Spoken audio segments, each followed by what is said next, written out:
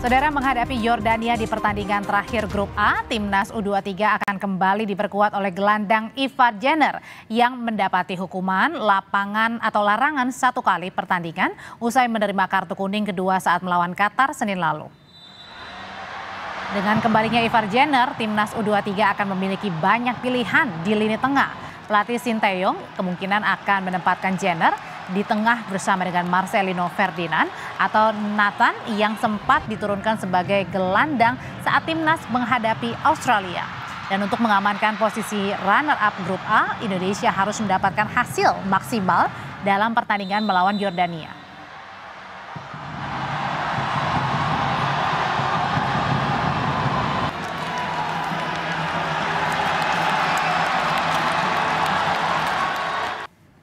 Pelatih Timnas U23 Indonesia Sinteyong, saudara, yakin timnya bisa melewati Yordania dan maju ke babak perempat final.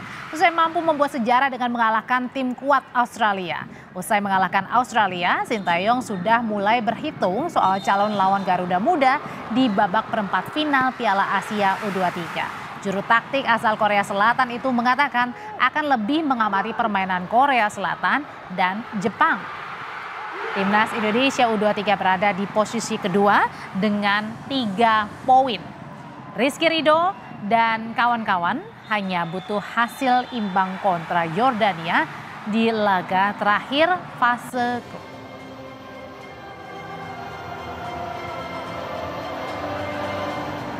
네, 일단 우리 한국 대표팀이 UAE한테 이긴 거에 대해서 축하드리고 그때는 황선홍 감독님한테 응원차 진짜 화이팅 하라고 갔던 부분이었고요.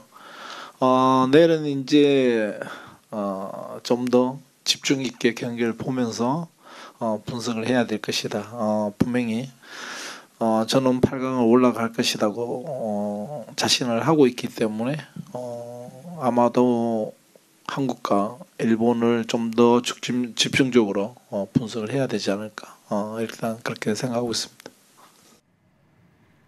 Pelatih Timnas U23 Indonesia Sinteyong, saudara, kemungkinan tidak akan hanya berhenti pada hasil seri melawan Yordania besok. Shin kemungkinan akan menggunakan formasi 3-4-3 dan untuk memaksakan saat lawan Yordania. Berikut ini, saudara, adalah prediksi formasi Timnas U23 versus Yordania besok. 3 posisi di lini depan kemungkinan akan diisi Rafael Struijk, Marcelino Ferdinand, dan Witan.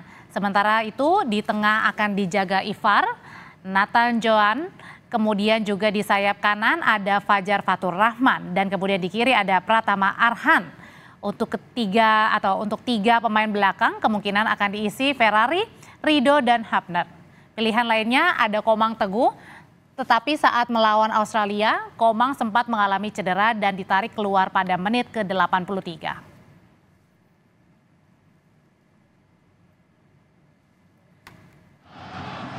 Timnas sepak bola Indonesia tidak memiliki catatan pertemuan dengan Yordania untuk pertandingan level tim di bawah usia 23 tahun. Sementara di level senior, Timnas sepak bola Indonesia dalam 5 kali pertemuan terakhir selalu kalah.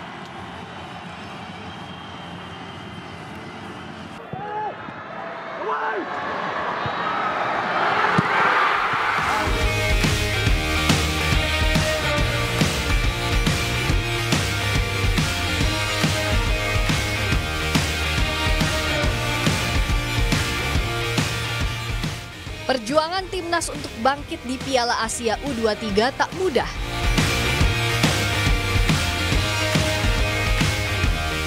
Indonesia harus menelan pil pahit di laga pertama Piala Asia U23 setelah kalah 0-2 kontra tuan rumah Qatar. Kepemimpinan wasit pun jadi kontroversi karena dinilai menguntungkan Qatar. Mulai dari memberikan penalti kepada Qatar hingga mengkartu merah pemain tengah Indonesia Ivar Jenner. Wasit menilai Jenner menginjak lutut bek Qatar. Padahal dalam tayangan ulang, Jenner tidak melakukan pelanggaran keras. Jenner pun harus absen di laga Indonesia versus Australia. Sudah jatuh tertimpa tangga, Garuda Muda mendapat kartu merah kedua setelah Ramadan Sananta mendapat kartu merah langsung pada menit ke-6 injury time babak kedua setelah wasit melihat VAR.